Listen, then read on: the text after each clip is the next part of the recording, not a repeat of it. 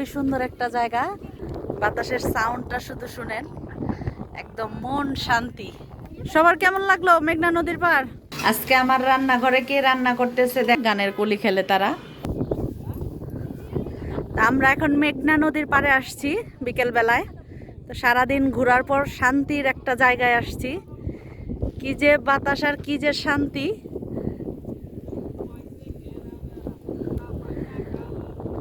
বাতাসের সাউন্ডটা শুধু শুনেন, একদম মন শান্তি।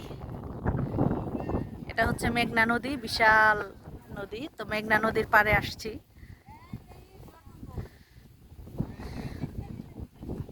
তো বারোদি মন্দিরে যখন গেছিলাম তখন তো প্রচন্ড রোদ ছিল আর খুব গরম ছিল। আর সোনারগাঁ জাদুঘর তো দেখতে পারলাম না। এখন আসছি অবশেষে মেঘনা নদীর পাড়ে। তো এইখান থেকে বাসায় চলে যাব। এখানে একটু নামলাম, খুবই ভালো লাগতেছে বিকেল বেলার এই জায়গাটা।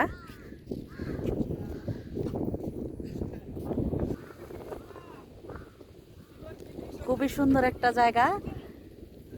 পিছনে হচ্ছে ছন, এগুলোকে তো ছনই বলে, আসলে আমি সঠিক জানিও না কি বলে।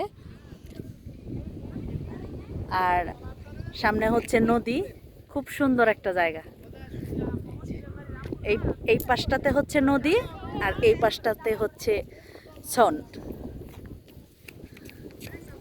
খুব সুন্দর একটা জায়গা আর রাস্তাটাও এত সুন্দর, খুব ভালো লাগতেছে।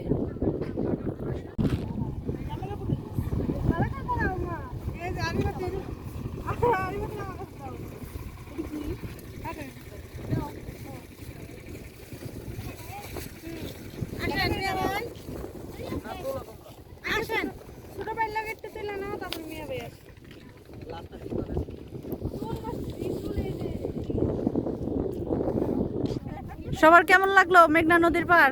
অনেক ভালো। অনেক ভালো। আমার অস্থির যায়। বারবার মন চাচ্ছে।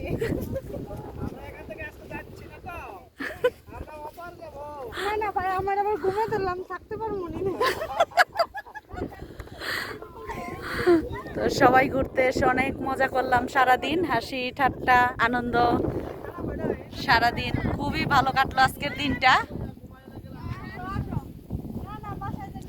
তো এখন তো বিকেল, রোদটাও একটু কমছে, এর জন্যই ভালো লাগতেছে।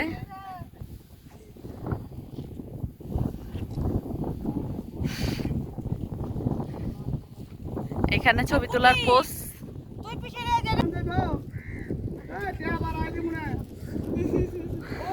সারাদিন ঘোরাঘুরি শেষ করে বাসায় চলে আসছি অনেকক্ষণ আগেই। তো এসে সবাই একটু ফ্রেশ হয়ে কিছু খাওয়া দাওয়া করলাম, হালকা পাতলা চা বিস্কিট।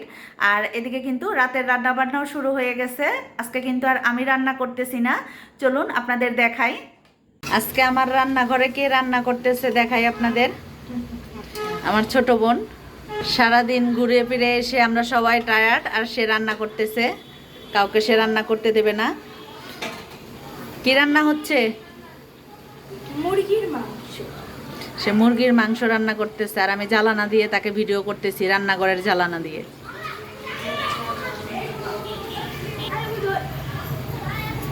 এক বোন তো রান্না বান্না করতেছে, ভাই বউ সব কাজ করে দিছে, কুটা বাসা বোন রান্না করে, আমি ঘুরি ফিরি আমার বাসায়।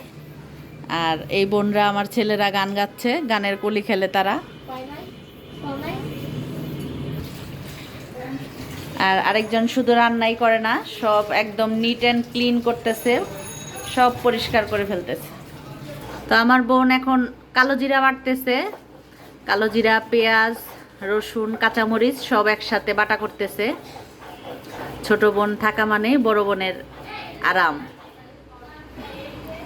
ঠান্ডার মহা ঔষধ। ঠান্ডার মহা ঔষধ বানাইতেছে আমার বোন। সারাদিন ঘুরে ফিরে সবাই তো টায়ার্ড, এখন কালো জিরা বাটা দিয়ে ভাত খেয়ে সবাই চাঙ্গা নাকি? একদম। তো বন্ধুরা আজকে কিন্তু আর বলবো না যে এই হচ্ছে আজকে আমার রান্না বান্না, আজকে বলতে হবে এই হচ্ছে আমার বোনের হাতের রান্না বান্না। আম দিয়ে টক ডাল, কালো জিরা বাটা, মুরগির মাংস আর ভাত, এটাই হচ্ছে আজকে আমাদের রাতের খাবার। আর আমার তো কোনো আপন বোন নাই, ওরাই হচ্ছে আমার বোন। তো ওরা আসাতে আমাদের সময়টা যে কত ভালো কাটতেছে আর কতটা ভালো লাগতেছে সেটা আসলে বলে বোঝাতে পারবো না। এই ভালো লাগাটা ভাষায় প্রকাশ করার মতন না। আর ওরা কখনো একসাথে এইভাবে এর আগে আমার বাসায় আসেও নাই, এটাই ওদের প্রথম আসা।